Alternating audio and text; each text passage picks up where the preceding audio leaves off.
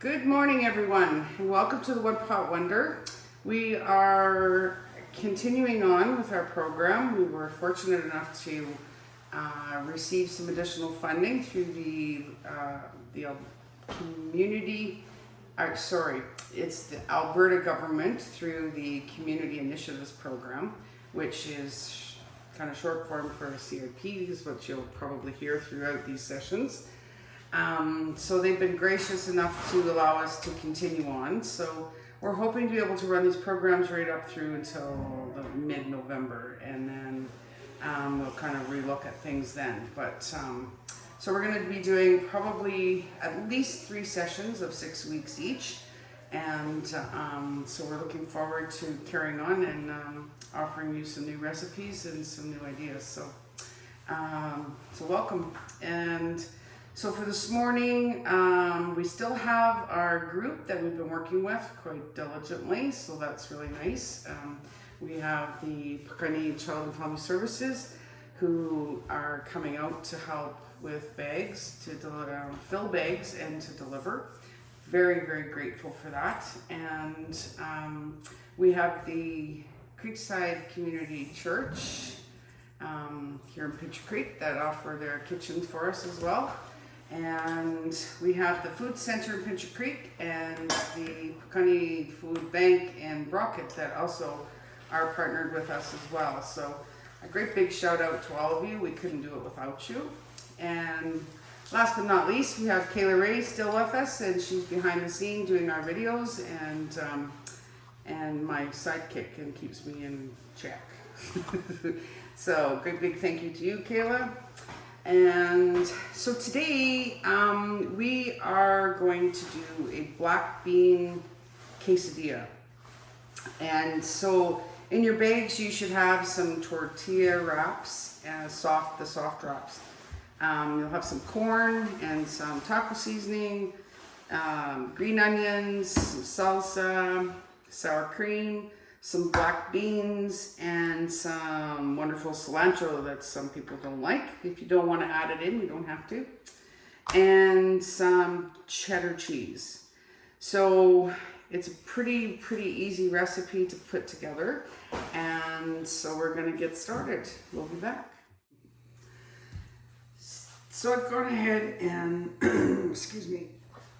So I've gone ahead and cut up the onions and the cilantro and grated the cheese.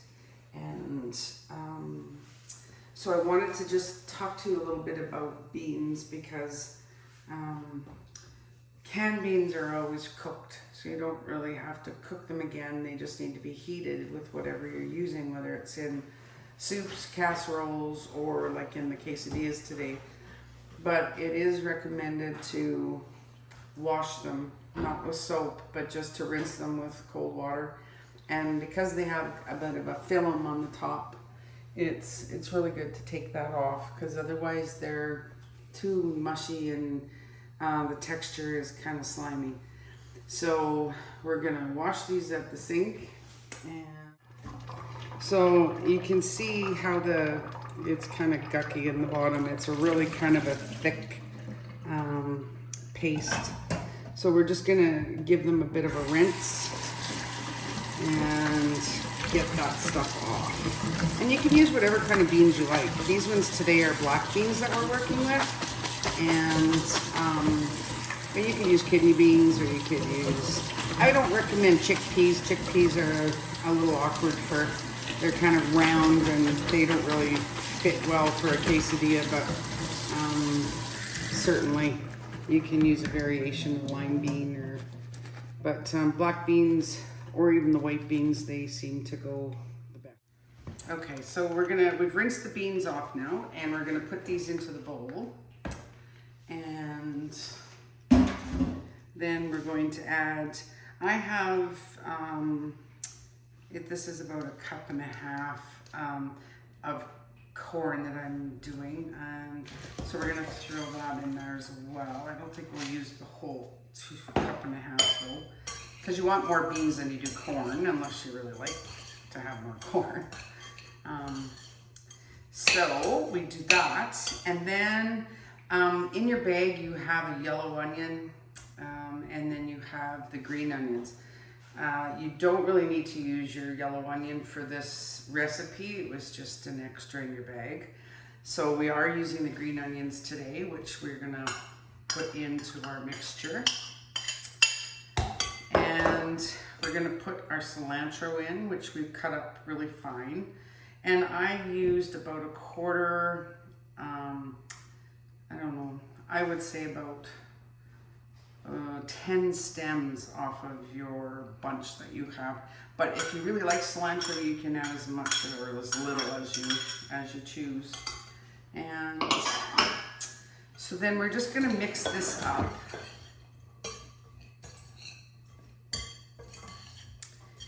Mix that up a bit, and then we're gonna take about half of the taco seasoning. I wouldn't use it all unless you have a large group. So today's recipe for the demonstration is for 4 quesadillas. So you don't need a whole package of your taco seasoning, so because it will leave it really salty. So I would add a little, and then just, you know, kind of smell it and taste it just to make sure it's not over salted, because otherwise it just ruins it. So I have a half a bag of the taco seasoning in there, and then we're just gonna put in, for 4 tacos, we're only using a half of a clove of the garlic. You don't have to put it in there, but it does add a little bit of a extra flavor to it. So you just want to make sure that all your seasoning is throughout your beans and your corn and the rest of your ingredients. And then the salsa and the sour cream are also extras to your recipe. So with this recipe, I mean, you can see that it isn't pliable to stick together to put on your quesadilla. You can just leave it this way if you don't like salsa, which we'll show you at the stove or at the grills. But you can just put it onto your quesadilla like this and then add your cheese on it. So then as your cheese melts, of course, it kind of keeps it together. If you want to add some salsa into your ingredients before you put it in your quesadilla, then that's okay too, because that helps to keep it together. Some people just like to add the salsa on the side. So for today's demonstration, we'll do it that way. We won't add the salsa in, but you can. You can just put it in and just, you don't want a huge amount, but just enough to kind of make it a little pliable. So anyway, we'll meet you over at the grills. All right, so we have our griddles on, and I've put the temperature at about 275 just to get started, because you don't want them to burn right off the bat, because you kind of want it to simmer a bit. So if you don't have oil, you can use some butter. There isn't oil or butter in your bags, unfortunately. For some reason it didn't arrive. So if you have oil or butter, you can use just half a sec here. I'm just adjusting the temperature because it was starting to smoke. Okay, so I think I'm going to turn this down actually. 275 seems to be just a touch high. So we're going to put some oil onto your pan. If you have just a frying pan, that's fine too. You can use either or. For some reason this one isn't very level, but it'll still serve the purpose. And so you're going to actually have your quesadilla on your frying pan like this. Unless you want to do it whole, because then you can spread it out this way and then put another one on top. I find it easier to just do a half, just like what your recipe tells you actually. So if we put half on this side, and we're gonna put our beans along the edging of one side.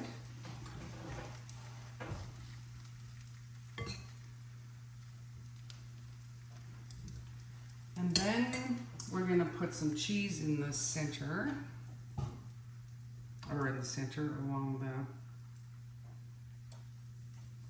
the edging as well.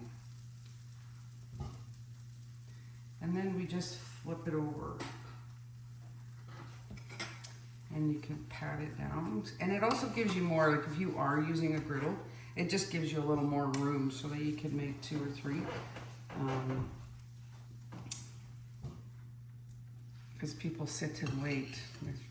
If you only have one griddle and you have 8 people in your family and you're doing them one by one, it's easier to do the halves because then you can get 2 done in a pan. So, I would say as far as cooking time, you want to look at about, as soon as it starts to brown on one side, then you can flip it over to the other side and do the same. So you're probably looking at about 10 minutes or so per, per quesadilla sort of thing. Can you substitute the beans for meat? Absolutely you can. You can put whatever you want in your quesadilla.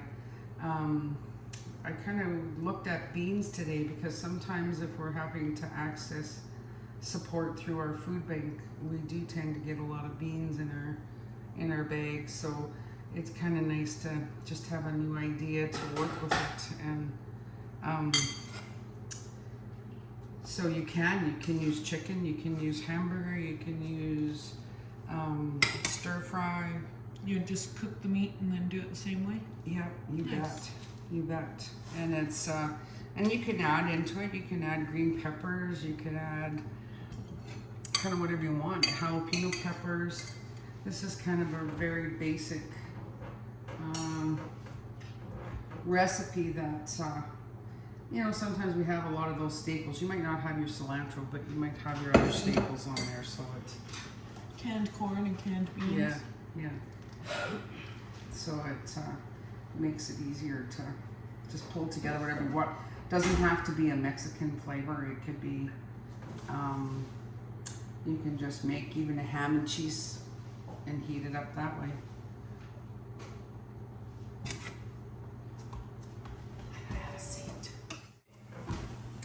Okay, so we're gonna flip these ones. So the best way to flip them is just to go into the center of your quesadilla and put your hand over top of both, and then you can just flip it like that. So that's about the color of brownness that is best. You can make them darker if you want, but oops. Wow, look at that. Needed more cheese in that one. Yeah, I think I will put a little more in it. Just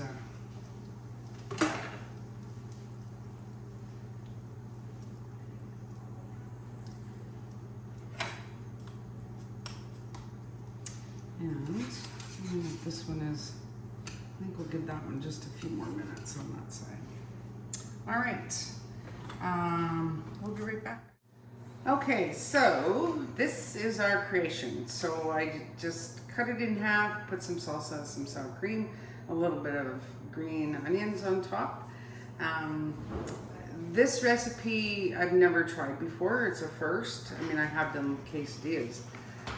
But I found that the contents in the quesadilla was not really pliable. Like it was falling out of the quesadilla itself. So my thought is maybe to put a little extra cheese in when you wrap it, or to add a little bit of salsa so that it's a little bit more of a mixture.